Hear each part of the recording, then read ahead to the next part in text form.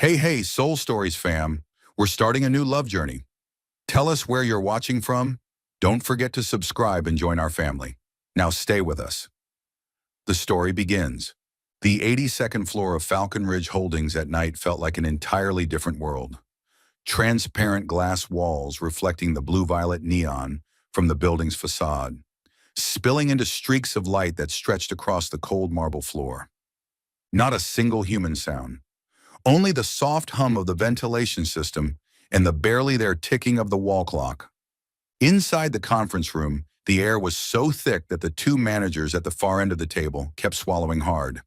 At the head of the table sat Adrian Hale, young CEO, famous for being icy, calm, and dangerous. Across from him was CFO Marcus Velt, eyes glinting like a man waiting for his moment.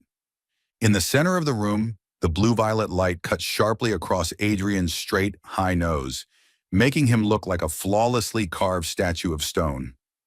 "I'm not signing this project." Adrian's voice was low, smooth, and sharp as a blade. Marcus tilted his head slightly, a soft smile. "You should reconsider, Adrian. It's an opportunity." Adrian leaned back, steel blue eyes cold. "An opportunity for you to launder money through a fake investment fund, you mean?" "I reviewed the numbers." The two managers visibly trembled. Marcus's smile vanished. Under the neon purple glow, his face turned unnervingly sharp. "You won't have the chance to say that much longer." The atmosphere wavered. Adrian frowned, about to respond when a stabbing pain ripped from his chest up his throat, forcing out a harsh gasp. The glass slipped from his hand. Crash. Shards exploded across the floor, the crisp sound echoing like a death toll. "CEO?" Adrian struggled to stay upright, then collapsed. Both managers shot out of their seats. One cried out, panicked. "Oh God, what's happening to him? Call an ambulance, start CPR." Marcus blocked them with an arm, voice disturbingly calm. "No need, leave him. He has a mild heart condition. He'll breathe again in a moment." "But his lips, they're turning blue. He's not inhaling anymore." Marcus's voice dropped, firm and sharp. "Do as I said. Sit down." The two managers froze, no one daring to disobey. Marcus knew Adrian's medical history. He knew CPR was critical in the first 3 minutes. He knew that if they waited longer, the heart would stop completely. And he let it happen. Every passing second could hand the empire to him. But Adrian's fate did not belong to Marcus. It belonged to someone else. Right then, in the hallway, Lila Reyes was pushing a mop down the corridor. A sharp sound, glass shattering, cut through the silence like a knife, making her jump. She pulled out one earbud and stood up straight. "What was that?" Without waiting for her mind to catch up, she ran. Her long legs flew over the floor, her shadow stretching behind her in the neon glow. The conference room doors burst open, and she froze at the sight that would haunt her forever. Adrian is lying motionless, his chest no longer rising. His lips are turning blue-gray. The two managers are trembling. Marcus, arms crossed, watching, eyes cold as steel, chillingly merciless. Lila lunged in without a second of hesitation. "Move!" Marcus shouted. "What are you doing here? You are not allowed to touch the CEO." But Lila ignored him completely, dropping to Adrian's side. One glance and she knew instantly his heart had stopped. All her half-finished medical training rushed back. She had been a third-year med student before her family collapsed. Her father fell ill, and tuition became impossible. But her hands still remembered every rhythm, every protocol. Every CPR command was ingrained into her body like instinct. "Hey, listen to me. You need to come back. Please." Her voice cracked. She placed both hands on the center of his chest. Lock, push, hard, strong, precise compressions. Steady, unshaking. His sternum tightened beneath her small but powerful hands. Marcus stepped forward as if to pull her away. She snarled without looking at him. "Don't touch me. He's not breathing." She leaned lower, her warm breath brushing his skin, her lips just millimeters from his. For a heartbeat, the entire room seemed to stop breathing. Then she sealed her mouth over his, breath pouring into his lungs. Hot, urgent, desperate. The two managers flushed, looking away. Marcus stared, knowing everything was unraveling. Lila pulled back, resumed compressions. Don't give up. Do you hear me? Adrian Hale, don't you dare give up. She leaned in again, lips brushing his in a hot, frantic, fleeting contact as she gave another rescue breath so close, so intense it made her stomach drop. After several aggressive cycles, a gasp, a faint stir in his chest. He breathed again, shallow, broken, but real. His chest lifted slightly, fragile but alive. Leela exhaled shakily, her heartbeat missing a step. He's breathing! Call the ambulance now, she yelled. The two managers bolted out the door. Marcus stood frozen, because he understood Adrian wasn't dead, and that meant every piece of his power grab had just been destroyed by a janitor. Lila slid her hand under Adrian's head, raising him gently, her face just inches from his. His sweat trickled down onto her neck. His weak breath brushed her chin, and in that moment, their bodies so close they nearly merged. She had no idea she had just changed the fate of a man, and that he would never allow her to disappear from his life again. The eastern sky had only begun to lighten when Marcus Velt stepped into the conference room on the 12th floor. He tossed his car keys onto the table, walked to the glass wall, and straightened his tie. Outside, the city was still veiled in mist. But inside Marcus's mind, everything was crystal clear. He had just lived through the longest night of his life, not because he feared the CEO would die, but because the CEO survived. And the person who saved him, Leela Reyes, a janitor, a variable that had never existed in any of his plans. Marcus flicked on the lights. The cold white glare flooded the room, exposing everything without mercy. He pulled out his phone and replayed the grainy hallway camera footage, just a tight angle that caught Lila rushing into the room. Not enough to prove CPR, not enough to show him standing still, but more than enough to confirm one thing. She knew more than he wanted her to, and no matter how unconscious or delirious Adrian was, once he woke, he would undoubtedly ask, "Who saved me? Who was there when I collapsed?" Marcus could sway the two managers. He had leverage over them. One embezzled departmental funds, the other falsified performance reports. But Lila, she wasn't part of his system. She owed him nothing, feared him even less. And worst of all, she had looked him straight in the eye last night with the gaze of someone who knew the truth. Marcus could not allow a girl like that to remain in the company for even one more hour. He inhaled. "Call HR up here, now." 6:03 a.m., HR conference room. The air was tight like a stretched wire. HR Director Iverson and the two night shift managers were already present. They looked exhausted, as though they hadn't slept. Marcus sat at the head of the table, opened a folder, and spoke in a low, steady voice. "We have a problem. An employee behaved inappropriately toward the CEO." The two managers jolted, nearly leaping out of their seats. Marcus shot them a sharp warning glance. They fell silent. "Who are you referring to?" HR asked. "Leila Reyes, night shift janitor." Director Iverson hesitated, uneasy. "But from what I heard, she helped." Marcus cut her off, his tone smooth but icy. "No one is allowed to assist the CEO without medical certification. She touched him while he was unconscious. That is a violation of protocol." The two managers lowered their heads even more. They dared not say. Marcus stood still. Dared not reveal. Lila's CPR was so flawless it pulled the CEO back from death. They belonged to him, and he knew exactly where each of their weak points was buried. Marcus slowly walked toward them, placing a hand on one manager's shoulder. "We all know. What happened?" His voice dropped to something dangerously soft. "And we all agree. We cannot allow anyone to take advantage of the CEO while he's defenseless. Right?" The managers nodded instantly like puppets on strings. Marcus returned to the table, palms pressed against the wood. "Adrian Hale is in the hospital. When he wakes, he will ask who saved him." He articulated every word. "I will not let her have the chance to tell her version of the story." Director Iverson exhaled, then slowly opened the termination file. "You want the mild option or the severe one?" "Severe." Marcus's voice was blade sharp. So she can't come back, can't sue, and no one will side with her. 7:12 a.m. Third floor hallway. Lila carried a stack of cleaning cloths, her hair hastily tied back. Red marks still lined her hands from hours of chest compressions. Her eyes were tired, but her heart was still tangled with the image of Adrian lying unconscious beneath her hands. She murmured under her breath, "I hope he makes it." A flat, emotionless voice cut through the corridor. "Miss Lila Reyes?" Two security guards blocked her path. She nodded. "Please come with us to HR." Her heart plummeted straight to her stomach.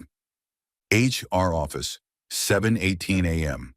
The door shut behind Lila, the sound sealing her fate. Marcus stood there. His gaze was cold as marble, stripped of pretense, full of contempt. Director Iverson held a stack of papers. "Ms. Lila, we have reviewed last night's report," she said evenly. "You are accused of inappropriate physical contact with the CEO while he was unconscious." Lila froze. "What?" Marcus stepped forward, hands in his pockets, his voice slick as oil. "You leaned down and put your mouth on his. The camera caught it clearly." Lila's face flushed, because she remembered the moment vividly. But it was mouth-to-mouth resuscitation, the only way to save his life. She stammered, voice tight. I performed CPR. I studied medicine. I saved him." Marcus narrowed his eyes. "How convenient for you to say that now." Lila looked toward the two managers, desperate for someone, anyone, to speak up. But they lowered their heads, avoiding her gaze like avoiding guilt itself. No one spoke. No one dared. Director Iverson delivered the verdict. "Based on the executive report and witness statements, you are terminated effective immediately. You are not permitted to return to the building. Your paycheck will be mailed." She stood there. A cardboard box was pressed into her hands. They escorted her out as though escorting a criminal. No one knew she was the only reason the CEO was alive. 7:42 a.m. Rear exit of the building. Lila stepped outside. The cold sliced through her. She clutched the box, her hands trembling. A gust of wind whipped her hair, and suddenly she remembered Adrian's faint breath beneath her mouth. Her throat tightened. She saved him, and this was her reward. But she had no idea that at this very moment, Adrian Hale was beginning to wake up, and the first question he would ask would be who saved him. The first sound Adrian heard was not the heart monitor, not doctor's footsteps, but breathing, a warm, soft, trembling breath as if it were still lingering on his lips. Adrian opened his eyes. The hospital lights cast a muted golden streak across the white curtains. His entire body felt heavy, as if being pulled underwater, and his chest still ached from the forceful compressions. But what startled him wasn't the pain, it was the memory touching him like soft fire. Lips hovering over his, a rushed breath, hot enough to burn his skin. A woman's voice breaking, "You have to breathe, please breathe." Small but strong hands pressed against his chest, her body leaning over his. A clean scent, a hint of antiseptic, and something sweet enough to make his heart jolt. Adrian's eyes opened fully. His heart reacted not to illness, but to the memory of her. The door swung open. Marcus Velt walked in, wearing that practiced calm. "Adrian, you're awake." His voice was slick as oil. Adrian looked at him, eyes tired but sharp. "What happened?" Marcus sighed, doing a poor imitation of concern. "You collapsed, and something unfortunate occurred. A janitor took advantage of you while you were unconscious." Adrian turned his head, looking directly into Marcus's eyes. That dangerous instinct, the one every CEO develops after years of steering an empire, rose fast. "Took advantage." His voice was low, rough, but so sharp the air chilled. Marcus nodded. "She touched you, inappropriately." Adrian's memory slammed back with scorching clarity. Her breath brushes his lips, her heartbeat racing as she fought to save him. Her hands shaking, but precise, trained. There had been no desire in her touch, only the desperate will to keep him alive. Adrian spoke slowly, each word cutting. I remember someone performing compressions. Marcus hesitated. You can't rely on hallucinations. Adrian stared longer, deeper, his gaze drilling straight through Marcus's gut. Fiona, he called out without looking away. His secretary entered immediately. Adrian spoke, the CEO tone returning. Pull all footage from last night on the 82nd floor. Marcus jumped in quickly. The conference room camera malfunctioned. Nothing was recorded. Adrian narrowed his eyes. Malfunctioned? His voice dropped to an icy register that lowered the room's temperature. Marcus swallowed. Yes, the tech team said it was already broken. Adrian tilted his head slightly. How convenient. Marcus's eyes flickered. He tried to redirect. But the hallway camera still works. It shows her running into the conference room without authorization. Double asterisk.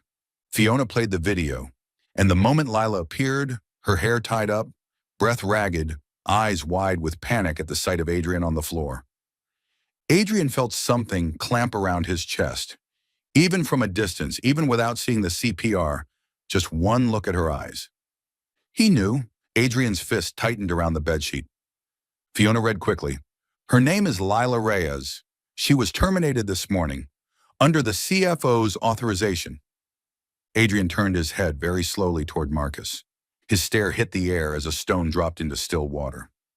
No one spoke, but the tension loaded the entire room like it was about to explode. Finally, Adrian whispered, What's her name? Fiona replied, Lila Reyes. Lila. The name slid into his ears and down his chest like a streak of burning heat. Adrian closed his eyes, his breath low, voice rough as a midnight wind. She touched me to save me. And he fired her? Silence. Adrian looked at Marcus one last time, enough for Marcus to know the storm had begun. Then Adrian murmured, almost to himself, almost like a vow, Lila Reyes. And deeper, softer, private. You pulled me back from death. Run and I will find you. 1 week after leaving the hospital, Adrian Hale still couldn't explain why the image of a stranger kept returning to him like a tide that refused to recede. Not because she was beautiful. He hadn't even seen her face clearly. Not because there was something remotely romantic about the moment. They both knew the circumstances of that night held none of that. But he remembered her breath. He remembered the sensation of being pulled back from underwater by hands trembling from effort, not intimacy. He remembered a voice pleading, Breathe, please breathe again. Those words felt carved into his chest. And now, standing in front of the door of a rundown third-floor apartment on the edge of the city, Adrian understood one thing clearly. He wasn't here out of some vague emotion. He owed her a thank you. Marcus had fired Lila quietly.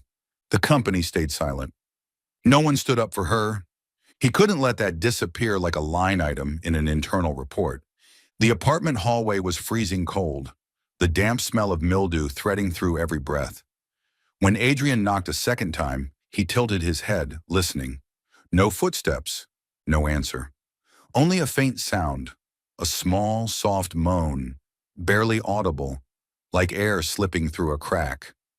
Adrian's spine tightened on instinct, the kind honed by years of working in an environment where 1 second of hesitation could cost a life.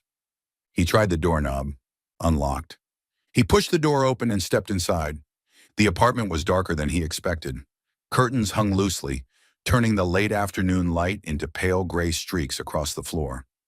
A heavy scent of fever, exhaustion, and dryness clung to the air, the familiar smell he'd encountered long ago in an ER while accompanying a friend. Then he saw her.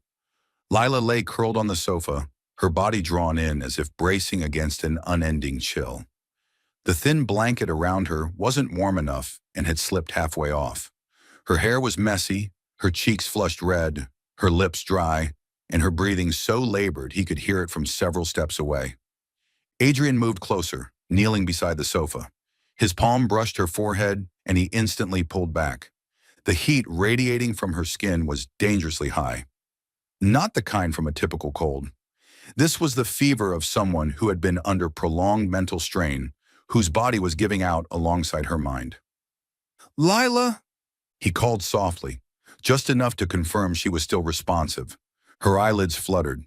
They didn't open, but her fingers twitched slightly, as though trying to hold on to something in the middle of a delirious dream. "Can you hear me?" His voice dropped lower, steady, not urgent, not dramatic. Just the tone of someone trying to stay calm in a situation that required clarity. Her breath hitched. Her lips parted a little, her voice hoarse. "Don't go!" He wasn't sure she was talking to him. She probably wasn't. It was likely a reflex, words falling out of a memory from fear that had lived inside her long before he arrived. Adrian went still for a second. Then he drew in a slow breath, slid one arm beneath her shoulders and head, the other under her knees. Her body was shockingly light, the kind of lightness belonging to someone who hadn't eaten properly in days. He lifted her. Not the way people carried someone in a romantic scene, not like holding a lover, but like someone carrying a person who needed immediate help. Her weight pressed against his chest, the heat of her fever seeping through his shirt. Adrian held her firmly, refusing to let emotion cloud the situation. His only thought was, get her to a hospital as fast as possible. Her head tilted weakly toward his shoulder, seeking support unconsciously through the haze of fever. He shifted his hold so her head wouldn't wobble. "You're very sick," he said quietly, almost like a reminder to himself to stay focused. "We need to go to the hospital right now." No soothing words, no promises, no affection. Just the calm certainty of a man doing what needed to be done. As he stepped back into the cold hallway, wind hit his face, but the heat radiating from Lila felt like a warning that every minute mattered. She stirred faintly in his arms, her breath trembling, and a mumbled whisper escaped her. No name, no direction, no one specific, "Don't leave me." Adrian didn't respond with emotion. He simply tightened his grip enough to keep from dropping a fever-stricken woman and said quietly, "I'm not going anywhere, but we're going to the hospital." His voice stayed level, clear, not romanticized in the slightest. His strides were long and decisive as he headed straight for his car. When he opened the passenger door and lowered her into the seat, he buckled the seatbelt carefully, checked her breathing, and then moved around to the driver's side. He didn't stare at her longer than necessary, didn't let himself get pulled into the image of her slumped weakly against the seat. He said just one thing, exactly right for the situation, nothing more. "Hold on, I'm driving as fast as I can." And he drove away because the only correct action in that moment was simple. She needed to be saved. Hospitals at night always carry a strange kind of stillness, as if every movement of the city has been halted at the glass doors, leaving behind only dim lights, distant footsteps, and the fragile breathing of souls lingering on the edge between weakness and recovery. In a small room at the end of the 8th-floor corridor, Lila Reyes lay on her side on a hospital bed, her head resting lightly on a flat white pillow. Her messy hair spilled over her shoulders, strands glinting under the yellowish light like fragile threads about to dissolve. Her lips were pale, her skin drained and dry, yet there was a quiet, aching beauty to her, like the thin glow people glimpse right before dawn. Adrian Hale sat beside her bed. His coat was folded on the chair, his shirt sleeves rolled up to the elbows, revealing strong forearms traced with faint veins. Remnants of the night. His heart raced toward the brink. He'd had the chance to go home 4 hours ago, but hadn't moved. Not out of obligation, not out of politeness. Simply because he refused to leave her alone. Nearly 3 in the morning, Lila's brows twitched. A broken breath slipped past her lips. Adrian immediately leaned forward. "Lila, can you hear me?" Her eyelids quivered, then opened slowly, heavily, as though each millimeter required effort. The first thing she saw was his face, close enough that she couldn't ignore it. Even without touching her, his presence was overwhelming, forcing her brain to take a second to understand where she was. "What are you doing here?" Her voice was hoarse. "I went to your place and found you burning up with a fever. You needed treatment," Adrian said calmly. "No dramatics, no hero complex. I stayed to make sure you'd be okay." Lila turned her face away, not out of fear, but because she wasn't used to concern without conditions. I'm not worth." Lila, he cut her off gently. I'm alive because of you, and I know that for a fact. I owe you. At the very least, I have the right to know why you were fired. She fell silent. Her chest rose and fell slowly, unevenly. Adrian pulled his chair closer, but maintained a respectful distance. Close, but not suffocating. Just enough for her to know he was listening. You saved my life, he said slowly, and an hour later, you were dismissed. Why? I want the whole truth. Lila bit her lip. A flicker of pain crossed her eyes. The kind born from injustice, from being targeted, from knowing that if she spoke, she could be accused of slandering someone above her. But he deserved the truth. She drew a breath, her voice weak but steady. CFO Marcus told HR that I violated you while you were unconscious. 2 managers backed him up. I had no proof. No one defended me. I was fired immediately. Adrian froze. Silence stretched across the room like a tightened wire. His hands clenched on his knees, knuckles turning white. His expression darkened. Not at her, but at the truth that his life had been left hanging by someone hungry for his throne. What did Marcus say when I collapsed? Adrian asked, voice so low it almost rumbled. Lila swallowed. He told everyone to wait, said you'd wake up in a few minutes. But you weren't breathing. I couldn't just watch. Lightning flashed behind Adrian's stare. He pushed his chair back slightly, inhaling sharply, though the breath felt more like restraint, holding something dangerous inside. He tried to let me die. His voice was not a question, not a suspicion, a verdict. Leela didn't reply. She didn't need to. Her silence confirmed everything. Adrian looked at her again. For a few seconds, he was no CEO, no titan of Hale Corp. He was simply a man who had nearly died, facing the one woman who had placed his life above everything else.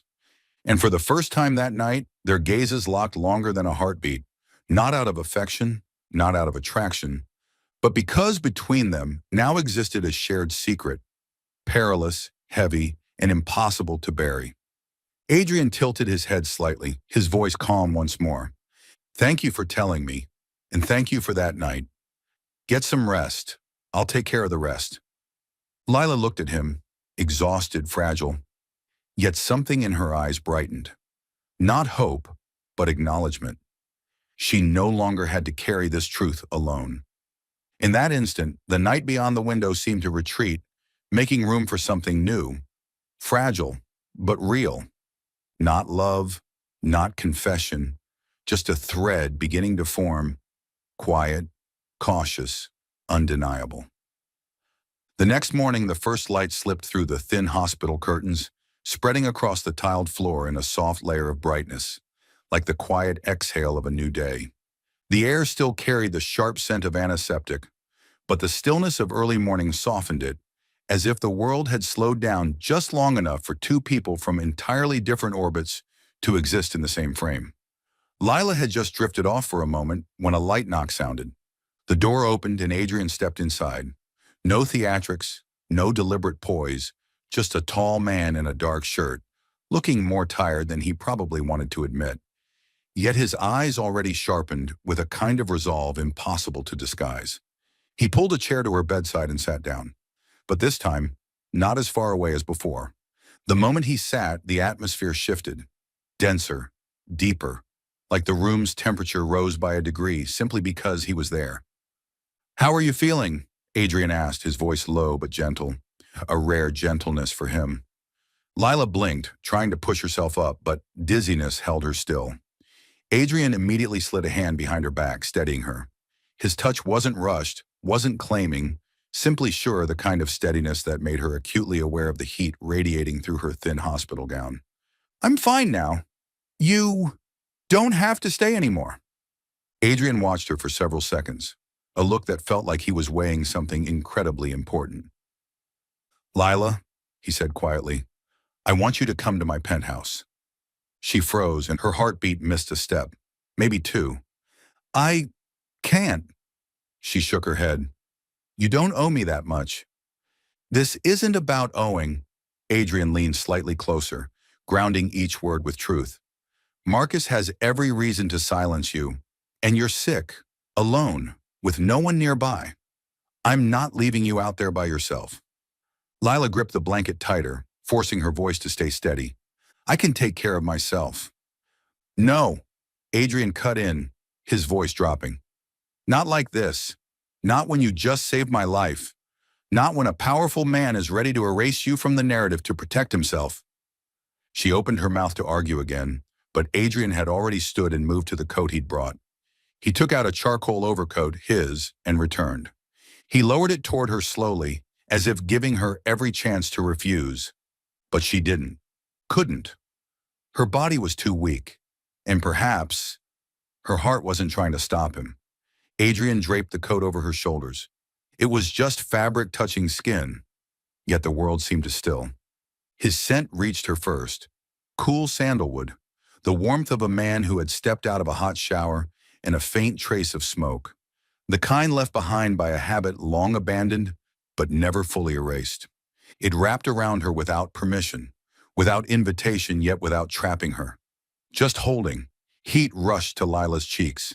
She lowered her head, hair falling forward to shield her face, but not enough to hide her reddening ears. Adrian noticed. A small smile, dangerous but devastatingly beautiful, touched his lips. He leaned in closer, close enough that his breath brushed her ear, sending a shiver straight down her spine. Don't be nervous around me, Lila. His voice was low, smooth as dark silk. If you want me to step back, all you have to do is say it. He waited. He genuinely waited. 1 second, 2, 3. Lila swallowed. Her fingers tightened around the edge of his coat on her shoulders. A silent confession she couldn't say aloud. But she didn't speak. Didn't ask him to move away. Didn't tell him to stop. Didn't tell him to keep his distance. And in that breathless moment, Adrian knew. If he pushed even a little further, both of their worlds would tilt permanently. But he didn't. Not while she was still weak. Not before she was steady. Adrian straightened, but his gaze held hers with a quiet intensity stronger than touch. You're coming with me, just until you're fully recovered, and Marcus can't get near you. Lila lifted her eyes slightly wide, uncertain, fragile. Why are you doing this for me? Adrian exhaled slowly. Because you saved my life. He paused, his gaze holding hers. And because for the first time in years, I want to protect someone. Not out of responsibility, not out of duty, but because of who they are. She didn't answer, but her lips trembled and her chest rose and fell as if she were trying to hide something blooming inside her. Adrian placed a hand on her shoulder, just a light touch to see if she would pull away. She didn't, and in that moment he understood. The next step wouldn't be driven by obligation or gratitude. It would be something else, deeper, more dangerous, and irreversible. Come on, Lila, Adrian murmured. Your place now is the safest place I can give you. Even if she didn't know it yet, that penthouse would become more than safe. It would become the beginning of everything unpredictable between them. And for the first time in his life, Adrian Hale had no intention of avoiding it. Adrian Hale's penthouse was never meant to house two people from opposing worlds. And perhaps that was exactly why each day there became dangerous in ways neither of them anticipated. The first 3 days passed in a strange kind of silence. Not awkward, just suspended, as if both were quietly testing where their safe boundaries lay. Adrian always kept the proper distance. When he spoke, he stood far enough that his breath wouldn't touch her skin. When he passed through the kitchen, he veered away slightly, just to avoid brushing her hand. And Lila, though she acted composed, registered every one of his movements in that space. His footsteps, the way he opened the fridge, the muted clink of a glass meeting ice. Everything pulled her attention like a magnet. By the 4th day, Layla was steady enough to walk and cook dinner on her own. The kitchen, all steel and luxury appliances, suddenly felt warmer when she stood at the stove, hair tied low, the scent of chicken soup floating gently in the air. Adrian came home early that day and didn't say a word when he saw her cooking. He simply leaned against the counter, his gaze softer than all the city lights shimmering beneath them. Over dinner, he spoke for the first time about his condition, the one that nearly killed him that night. Arrhythmia, genetic, he said quietly. I control it most of the time. Until that night. Lila set her spoon down, her eyes slowing for a beat. He had never shared this with anyone except his private physician. You have to live with that stress every single day? Adrian smiled, a bitter, soundless smile. My whole life has been meetings where people either want me to sign something or want me to fall. There's no middle ground. Lila swallowed. Then for the first time she shared her story. She spoke of her dream of becoming a doctor, of her father's bankruptcy, losing everything, then collapsing under the weight until he never got up again, of her mother, who fought until her last breath and passed away 2 years later, of debt stretching out like a darkness with no exit. She didn't speak for pity. She spoke because, for the first time, someone actually wanted to hear. And Adrian, surprisingly, didn't interrupt once. He only listened, the usual sharpness in his eyes melting into something deeper, softer. From that evening on, something shifted between them, unspoken, unseen, but present in every breath, in every glance that lingered a fraction too long. In the way, Adrian stood a little closer than before. In the way Lila's heart stuttered whenever he said her name. Everything grew taut, as a violin string pulled to the edge. Friday night. Rain. It poured over the city as if someone had tipped the sky onto the penthouse windows. Wind howled, rain slapped the balcony railings. Thunder rumbled somewhere in the distance. Lila was folding blankets when she heard the door unlock. She stepped into the living room.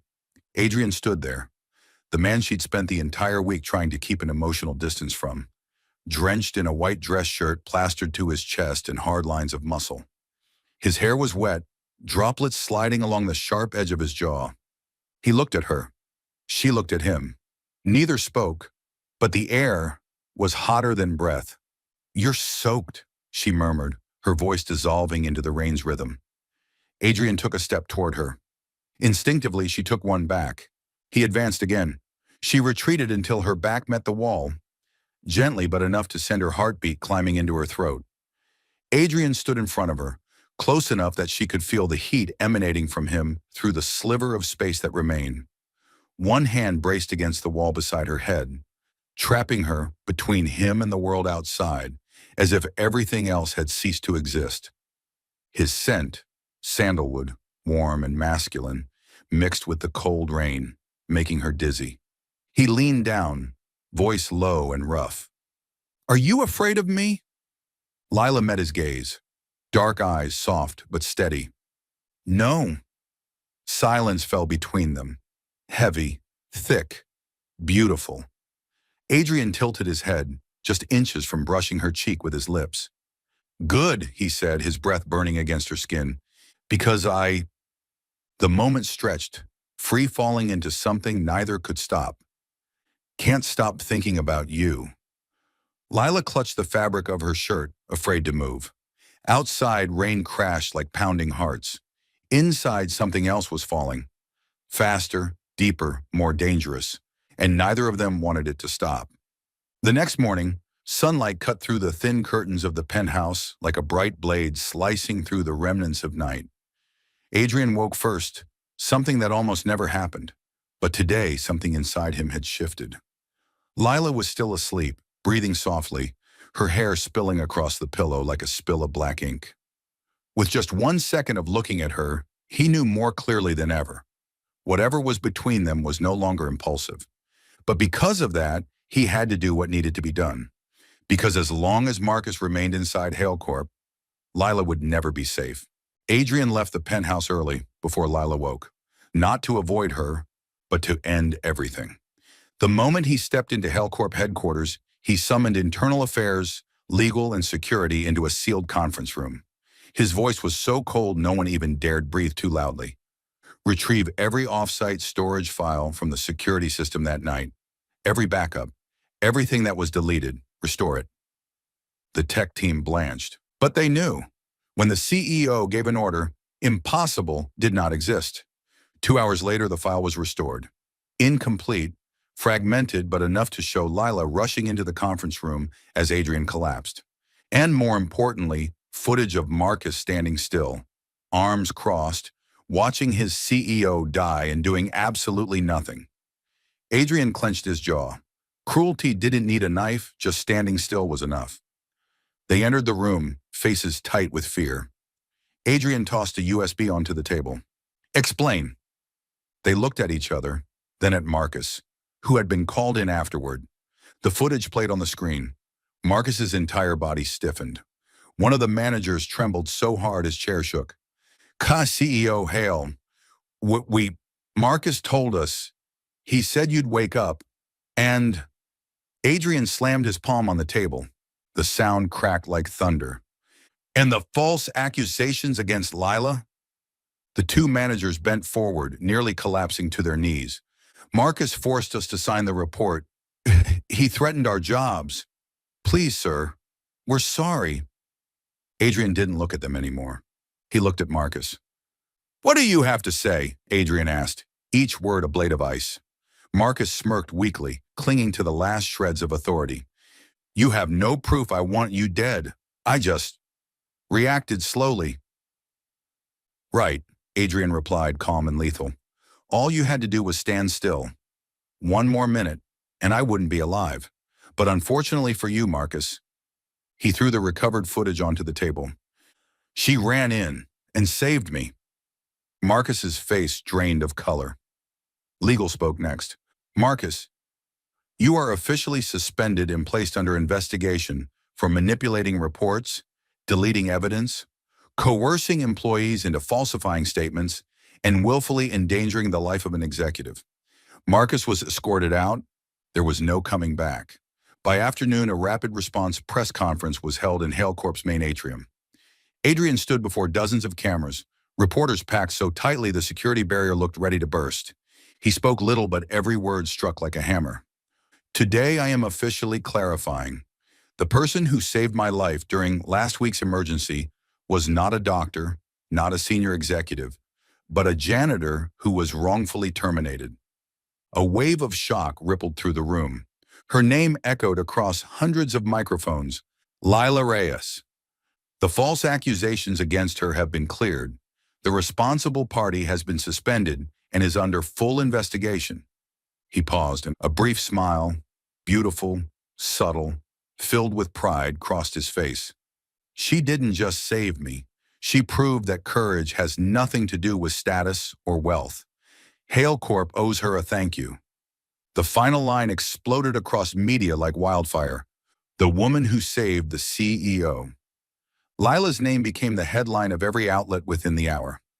Adrian looked at the crowd, but in his mind, there was only one person. Lila, and one thought ran through him like steel. You will never be hurt by them again. That night, Adrian's penthouse was wrapped in a warm golden light, as though the city below had lowered its volume just to give the stage to a moment far more important.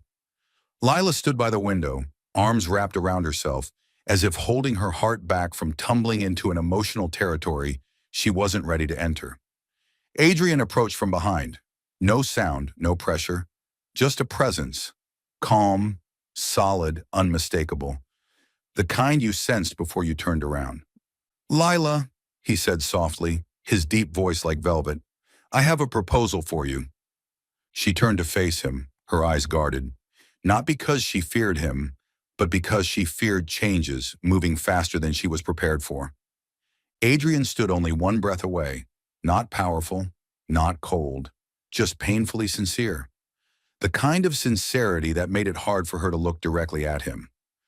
I want you to become Hale Corp's Director of Employee Wellness. Lila froze. Her heart tightened. Equal parts fear and disbelief, unable to understand why he would choose her for something that monumental. I'm not enough, she blurted instinctively. I don't have a high degree. I've never managed anyone. I'm just... Adrian stepped closer, his hand resting gently on her waist, not demanding, merely steadying her while her world tilted. You are enough, he said, each word low and firm, sinking into her bones. Not because of a title, not because of a resume, but because no one in that building has a heart as strong as yours. Her breath caught. That night, Adrian continued, eyes locked on hers, when everyone froze, you ran toward me. No fear, no agenda, no hesitation. You did what was right even though it could cost you everything. Lila's hands curled into fists, her chest constricted, part pride, part pain, part disbelief that someone like him could truly see her. Adrian's voice softened, more dangerous than any command he'd issued in a boardroom. Hale Corp needs someone like you, someone who understands that people aren't just employees, their lives, families, responsibilities. You have that courage, that compassion. No one else does. She lowered her head, breath trembling. But my dream, Lila's voice cracked. I still want to be a doctor, but I never finished school. I don't have the money. I can't quit work and start over. Adrian lifted her chin gently, forcing her to meet his eyes. You don't have to quit. She blinked, startled. This position can be molded to what you need, he explained slowly. Part-time, flexible hours, whatever allows you to return to your pre-med courses. You stopped once because life forced you to. No one blames you for that. But if you want to try again, he leaned closer, his breath brushing her lips. Dangerously intimate, but never crossing the line. And then I want you to have that chance. A long silence followed, not tense, just deep. I'm afraid I'm not good enough, she whispered as rain tapped softly against the glass. Adrian slid his hand to her waist, pulling her closer, his voice vibrating like the pulse beating right beneath her skin. Then let me believe in you before you believe in yourself. She trembled, not from fear, but because he had touched the one weakness she guarded most. Lila, Adrian murmured into the hollow of her neck, take the job, work, study, and one day, I want to see you wearing the white coat you've always dreamed of. She closed her eyes, tears gathering, not from sadness, but because, for the first time in her life, someone didn't just see her pain, they saw the future she deserved. I will try, she whispered. Adrian drew her into his chest, his forehead resting lightly against hers. No, you will succeed. Outside, the city glowed like a promise, waiting. Inside, two people stood close enough that their breaths tangled like threads. And Adrian's offer, sincere, powerful, and impossible to refuse, opened a path Lila never thought she would walk again. Hale Corp at night always carried a kind of indescribable beauty. Warm golden light from the ceiling fixtures spilled onto the polished wooden floors, reflecting off the floor-to-ceiling glass panels and making the entire city outside look as if it were swimming in shimmering honey. At the height of the 82nd floor, all the sounds of the world seemed dim, leaving only the pulse of the wind, the rhythm of breathing, and the things people never had the courage to say in daylight. Lila stood by the wide window, arms wrapped loosely around herself, watching the city blur behind a thin veil of night mist. She had just finished her first day in her new role, and though everyone had welcomed her, guided her, supported her, her chest still felt heavy in a way she couldn't articulate. Not fear, but the sense of standing at the edge of something too big, too real, too capable of making one lose their balance. A soft breeze from the ventilation system stirred a few strands of her hair. The CEO's office door opened quietly. She didn't have to look. She felt him enter, by the shift in the air, by the warm presence she'd grown familiar with, by the way her heartbeat lifted sharply, as if her body recognized him before her mind did. Adrian said nothing. He simply walked toward her, slow, deliberate steps, as if afraid of shattering the fragile quiet. When he stopped behind her, the heat of his body reached her before his hands did. 1 second, 2, 3. Then his large, warm, firm hand rested on her waist. So gently she had to close her eyes just to steady her breathing. Lila exhaled, a breath she didn't have time to hold back. You did well today, Adrian said, his low voice resonant like a cello note drifting through the spacious room. I know it wasn't easy. She didn't turn, didn't trust herself to look him in the eyes. I tried, she whispered. No. Adrian shook his head, his breath brushing her ear. You did very well. His hand tightened slightly on her waist. Not possessive, but clear he wasn't letting her drift out of his orbit. Adrian, she murmured, his name falling from her lips like a confession. We shouldn't. Why? He asked instantly, his voice dropping. Beautiful and dangerous all at once. Lila couldn't answer. She couldn't lie. She couldn't utter the surface-level excuses both of them knew were flimsy walls at best. Adrian raised his other hand, brushing lightly along her arm, then up to her shoulder, a slow, torturous glide. Lila, he called. She turned, and the world fell to the wooden floor, because Adrian Hale was looking at her as if all the city lights could never shine as brightly as her eyes. A soft breeze blew a few loose strands across her face. Adrian reached up and brushed them aside, slowly, almost tenderly. You shouldn't touch me, she said, though her voice was already unsteady. Maybe, Adrian admitted, his gaze darkening. But I'm still touching you. She swallowed hard. He leaned down, half a step, then another, close enough that she could hear the rhythm of his heartbeat through his dress shirt. One of his hands slid behind her neck, his fingers drifting through her hair, as if he had imagined this far too many times. Do you want me to stop? He asked. A simple question, yet the turning point for them both. Leela inhaled, then shook her head, soft, small, undeniable. Adrian tilted his head. His lips brushed hers, so light as if he were afraid she might break. A touch, one heartbeat, two, then he kissed her for real, a little stronger, a little hungrier, a little deeper, yet still holding her as if she were something he didn't want to damage. Lila leaned into him instinctively, her hands gripping the lapels of his suit just to keep herself anchored. Adrian's body pressed against hers, though he didn't pin her to the wall. He wanted her to choose how close to go. The kiss began slow, then warmed, then deepened, cascading with the force of something long suppressed, finally breaking free. Adrian lifted her, effortless, sure, powerfully masculine, and set her on the edge of his desk, his breath mingling with hers. Her chest rose and fell so quickly he had to place a hand on her waist to steady her. Lila, he murmured between kisses, his lips brushing the corner of hers before claiming her again, deeper. You don't know how long I've wanted to kiss you. His hand slid behind her neck again, pulling her closer, their mouths finding each other with an instinct that felt too natural, too inevitable. She kissed him back, hesitant at first, then bold, then nearly losing all sense of time. Air stirred softly around them. Golden light fell over two bodies drawn to each other in a vast room that suddenly held only their breaths. Adrian pulled back just enough to look at her. Her lips were flushed, her breath fractured, her eyes shimmered like a dark lake hiding a flame beneath its surface. He rested his forehead against hers, his voice low and rough. Do you have any idea how dangerous you are to me? She said nothing. Couldn't, because his mouth found hers again. Deeper this time, softer, like he was carving himself into her memory. Their bodies didn't cross boundaries, didn't go places tomorrow might regret, but close enough, hot enough, enough to burn the room and tell them both. From this moment on, there would be no turning back. The kiss wasn't just a kiss, it was an admission, a milestone. A fault line is shifting beneath two people who once believed they could remain unmoved. Adrian placed his hand on her hip once more, pulling her in for one last kiss.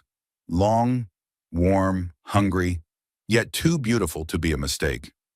When he finally drew back, both of them were breathing hard. Lila looked at him through the golden light, her voice barely above a whisper meant for him alone. Adrian, this will change everything. Adrian cupped her cheek, his thumb gliding over the edge of her lips. Lips he had just kissed. I know. A quiet beat, then he said, not a promise, but a truth already too solid to hide. But I don't want to stop. Outside, the city still glowed. But inside that office, inside that first kiss, everything was burning in a different way. And both of them, without saying it, knew. This was only the beginning. Rumors don't need a blazing fire to spread, just a single spark. And Marcus, lurking in the shadows of his defeat, threw a whole handful of ashes into the wind. 2 days after their first kiss, the media exploded with headlines dripping in poison. New employee seduces Hale Corp's CEO. Power play romance at the top? Lila Reyes, from janitor to CEO's lover? Lila read each line, her heart clawed open by invisible talons. She knew Marcus was behind this. Only he would burn her this thoroughly. When she stepped into Adrian's office that morning, she couldn't lift her head. Her hands gripped a folder so tightly her nails dug into her skin. "I'm resigning." She placed the folder on his desk. Her voice trembled, but her eyes were painfully clear. "I won't be the reason your career gets dragged through the mud. I won't let you take the fall for me." Adrian stood up instantly. "Lila!" She stepped back. He stepped forward. She had never seen him like this. Not the cold CEO, not the gentle man from late nights, but a storm, knowing exactly what it wanted and refusing to yield. "You're not leaving because you think it's right," Adrian said, his voice low and taut with restrained fury. "You're leaving because you think you're protecting me." Lila pressed her lips together. "Yes, He didn't let her finish. Adrian placed his hand on the door behind her and shut it with a single controlled movement. She was caught between him and the wood, not trapped, but unable to flee. His fingers lifted her chin, a gesture both possessive and unbearably tender, weakening her knees. "Lila Reyes," he said slowly, every word striking her pulse. "You don't run from me." She swallowed, breath unsteady.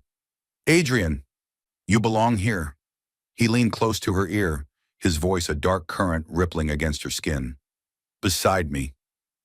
Lila closed her eyes, not from fear, but because the weight of his words hurt in the most beautiful way. But the company, the media, the shareholders, all of that, Adrian replied, sliding his hand to the back of her neck, urging her to meet his gaze. "I will deal with, not you." She opened her eyes. "What are you going to do?" Adrian released her, not letting go, but preparing, like a man stepping onto a battlefield. He pressed a button on his intercom. "Schedule an all-company press conference in 1 hour. Executive board, media, legal, everyone." Lila's breath hitched. "Adrian, you—" He turned to her, eyes sharp as a freshly honed blade. "I stayed silent once and almost died." He straightened his jacket. "This time, I won't." The press conference, where Adrian reclaimed the narrative. The hall was packed. Flashbulbs burst like lightning. Marcus's camp had seeded the scandal quickly enough to ignite a media frenzy. But Adrian took the podium with a calm so sharp it sliced the noise away. "I'll be direct," he began. "The rumors of the past 48 hours are false, filthy, and an attack on the honor of a woman who saved my life." Murmurs surged through the crowd. Adrian continued, voice metallic and precise. "During that meeting, I suffered a severe arrhythmia episode. CFO Marcus instructed everyone to wait a few minutes. If Lila Reyes hadn't intervened, I would be dead." Shock rippled through the room. "She didn't seduce me," Adrian said, staring down the press. "She saved me." Backstage, Lila stood frozen. No one touched her, but her heart clenched at the sight of the man facing a storm for her. Then Adrian delivered the final blow, a sentence that was both verdict and vow. "And if you insist on writing about me, Miss Reyes, and write the truth, I love her." The hall detonated, cameras shaking, reporters rising, chaos unleashed. But Adrian wasn't finished. His final words cut through the uproar. "She is not leaving me, and I will not let her suffer one more second of injustice." After the conference, Lila waited in the hallway as Adrian emerged, leaving a stunned press corps behind. He approached her. She looked up at him, eyes filled with tears, voice softer than breath. "You didn't have to do that for me." Adrian cupped her cheek, his thumb brushing her warm skin. "I didn't do it for you." He leaned in, close enough that the world fell away. "I did it for us." A year passed as if the world had spun one extra orbit just so the two of them could arrive exactly where they belonged. Philadelphia cycled through 4 seasons. The glass windows of Hale Corp reflected thousands of sunrises. And amid all that movement, one thing remained absolutely still and unwavering. Lila Reyes's presence beside Adrian Hale. She was no longer the frail, exhausted janitor who stumbled across survival lines night after night. And no longer a woman whose voice had been stripped away by those more powerful. Today, Lila walked down the 60th floor corridor wearing a name badge that read Director of Employee Wellness. Her posture straight, her eyes determined, yet her heart still soft in the way that always made Adrian want to bend down and touch it. But tonight, she had no idea Adrian was preparing something that would change everything. The 82nd floor rooftop, where it all began. When the elevator doors opened, Lila froze. The night wind rushed in, carrying the faint smell of dry rain and steel from the buildings below. The entire rooftop was covered in a soft gold glow, not from electric lights, but from hundreds of candles enclosed in glass lanterns, arranged in two straight lines leading to the railing overlooking the city. The night sky was a deep midnight blue, and the thousands of city lights below glittered like a carpet of stars laid at their feet. The wind was strong but warm. It swept through her hair, lifting each strand as if whispering her name. And Adrian stood there, alone, in a fitted black suit, white shirt unbuttoned at the collar, the wind pushing his hair back. He looked like a sculpture carved from breath and a beating heart, so striking she wanted to memorize him, detail by detail. Adrian, he turned, his eyes, deep blue, glowing in the candlelight, didn't just look at her. They enveloped her. Come here. His voice was soft, but even the wind couldn't swallow it. She walked toward him, each step feeling like she was stepping into the very place her heart had chosen long ago. Do you remember this place? Adrian asked when she reached him. Lila inhaled. I remember. The place where you collapsed. The place where everything began. He smiled lightly. And where I came back to life. She looked at him, the candle flames swaying gently at their feet. You wanted to talk about work? She asked, half teasing, half uneasy. Adrian stepped closer. For the past year, you've changed my entire company. You turned it into a place where people are heard. You made things I thought were impossible become obvious. Another step. You made me see the world differently.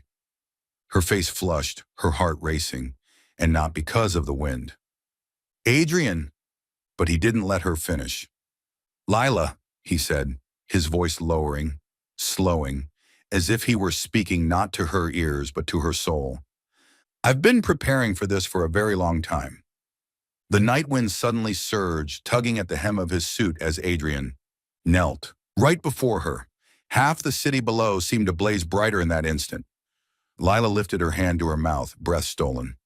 Adrian looked up at her, not with the gaze of a CEO, not with innate confidence, but with the raw, trembling sincerity of a man placing his heart entirely in someone else's hands. Lila Reyes. His voice was deep, resonant, so real it nearly brought her to her knees. You didn't just save my life. He drew a breath, eyes never leaving hers. You saved the part of my heart I thought had died long ago. A tear slipped from her lashes.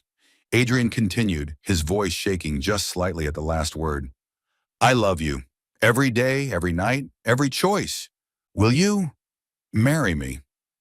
The wind whipped her hair wildly, but amid all the chaos, her heart was clearer than ever. She couldn't speak, couldn't form a full breath. Lila stepped forward, her hands trembling as she held his face. She whispered, voice breaking, Yes, I want to. When Adrian stood, he pulled her into his arms, holding her as if the boundaries between their souls finally dissolved. Their kiss, deep, long, containing a full year's worth of restrained longing, fell into the night like the final beacon of the city. Not impulse, not enchantment, but a lifetime's worth of meaning. 1 year later, a dream rekindled. The following autumn, when the maple leaves turned fiery red and orange, Lila Reyes stepped out of the gates of the University of Pennsylvania's medical school with an admissions packet in hand. Adrian waited at the top of the steps, wearing a long coat, pride so bright it outshone the afternoon sun. My director of employee wellness is about to become a doctor, he said with a sideways smile. She laughed, leaning into him. Not yours anymore, I resigned. No, Adrian murmured, sliding an arm around her waist and pulling her gently in. You're still mine, just not my employee. She laughed again, dropping her head against his shoulder. The road ahead was long, filled with challenges, sleepless nights, tests, and pressure. But this time, she wasn't carrying it alone. Adrian drew her closer, pressing a kiss to her forehead before whispering, "You chase your dream, and I'll chase you." She smiled into his coat, fingers curling into the fabric. And there, beneath the shimmering canopy of golden leaves, they stood, two souls who once believed they were unlovable, now wholly belonging to each other. Not because of fate, not because of debt, not because of circumstance, but because of choice, a choice that would last the rest of their lives. 5 years later, the University of Pennsylvania Hospital had its own kind of nighttime light, white, clean, and soft like a streak of moonlight gliding across water. The revolving doors at the main lobby opened rhythmically, carrying exhausted people back into the world, and among them, there was always one face Adrian Hale could never look away from. Lila stepped out after a 12-hour shift. Her hair was tied back, a few strands falling loose to frame cheeks flushed pink with fatigue. Her white coat was a little wrinkled, her eyes tired, but they lit up the moment they landed on him.